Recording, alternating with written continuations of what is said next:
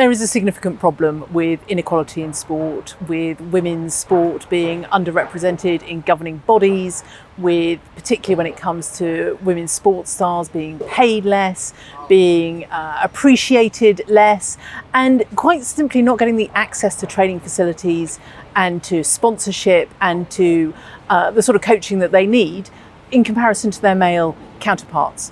Jenni Hermoso has filed a legal complaint over the kiss following the World Cup final, which she says was not consensual. How do you think this case should be handled? And is this not another example of a historic moment in women's sports being overshadowed by a man? The real tragedy about the World Cup is that a few weeks on, we're not talking about the brilliant success of Spain. We're not talking about how well the Lionesses did. We're talking about an entitled man who thought it was okay to kiss one of his players on the lips and was then incapable of owning his mistake.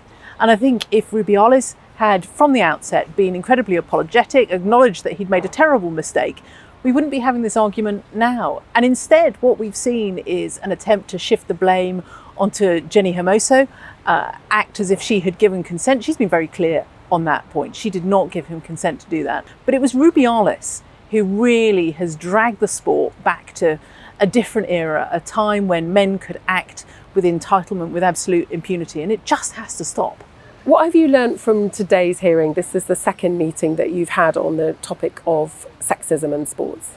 Today's meeting was really interesting. There is a real commitment, and we heard from both hockey and tennis recognising that they could learn a great deal from netball. Now look, netball is, I always say, the gold standard. It's a women's sport where they have absolutely recognised the importance of research to understand the physiological challenges around things like the menstrual cycle, around pregnancy.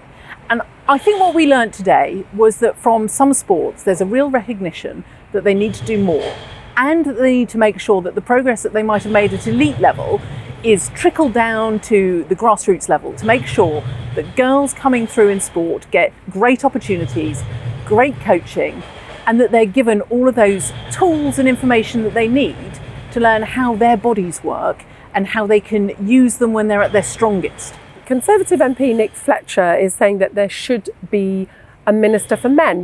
We obviously have Kemi Badenoch as Minister for Women and Equalities.